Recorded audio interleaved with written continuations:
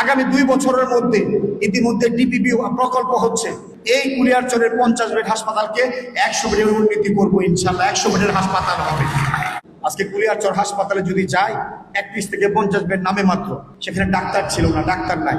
আমি এই সরকার আসার পরে আপনারা খোঁজ নিয়ে দেখবেন 7 জন ডাক্তার এনেছি। এখন ডাক্তারে পর্যাপ্ত ডাক্তার আছে, 7 জন ডাক্তার, এবং এখানে 50 বেড হয়েছে, বিল্ডিং কমপ্লিট, কিন্তু প্রশাসনিক অনুমোদন না থাকার কারণে জনবল নাই। জনবল না থাকার কারণে এখানে কাজের সমস্যা হচ্ছে। সেই কারণে বেড বাড়াতে হবে, সেই বেড নাই। যখন প্রশাসনিক অনুমোদন না হবে, জনবল না হবে, বেড হবে না। 31 বেড দিয়ে এই 50 বেডের কার্যক্রম চলছে, এই জনবল দিয়ে, এই ডাক্তার দিয়ে।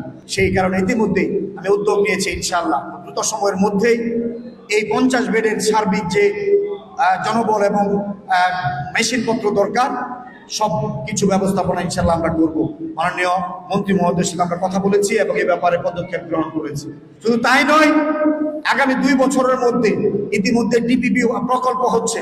এই কুলিয়ারচরের 50 বেড হাসপাতালকে 100 বেডের উন্নতি করবো ইনশাআল্লাহ। 100 বেডের হাসপাতাল হবে এবং ডাক্তার, মেশিনারি সহ যা যা প্রয়োজনীয় সরঞ্জামাদি দরকার সমস্ত কিছু আমরা এখানে ব্যবস্থা করব, যাতে করে আমাদের এই প্রান্তিক মানুষগুলো তাদের চিকিৎসা নিশ্চিত করতে পারে।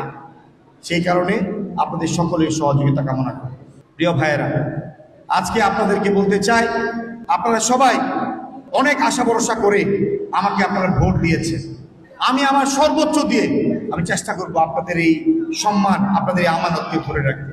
আপনারাও আমাকে কথা দিয়েছেন, আপনারাও এমনভাবে চলবেন, এমনভাবে কার্যক্রম করবেন যাতে আমার কোনো বদনাম না হয়, দলের কোনো বদনাম নয়, সরকারের কোনো বদনাম না। আমি জানি আমাদের সরকারকে ব্যর্থ করার জন্য যুগে যুগে অনেক সময় ষড়যন্ত্র হয়েছে। এই বিএনপিকে ভাঙার জন্য অনেক ষড়যন্ত্র হয়েছে, বিএনপিকে নিশ্চিত করার জন্য ষড়যন্ত্র হয়েছে। এখনো আমরা দেখি পার্লামেন্টে একরকম কথা, বাইরে যারা কথা বলেন অনেকেই অনেক ধরনের কথা বলেন, হুমকি দুমকি অনেক কথা বলেন। আমরা হুমকি দুমকিতে ভয় পাই না।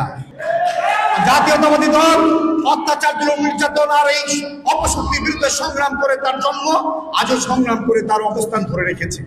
ইনশাআল্লাহ আগামী দিনেও মাননীয় প্রধানমন্ত্রীর নেতৃত্বে আমরা যে কথা বলেছি, আমরা যে ওয়াদা করেছি জাতির সামনে, আমরা প্রত্যেকটি কথা এবং বাস্তব ওয়াদা অক্ষরে অক্ষরে পালন করার জন্য আমরা কাজ করে যাচ্ছি। ইনশাআল্লাহ আমরা কাজের মাধ্যমে প্রমাণ করব।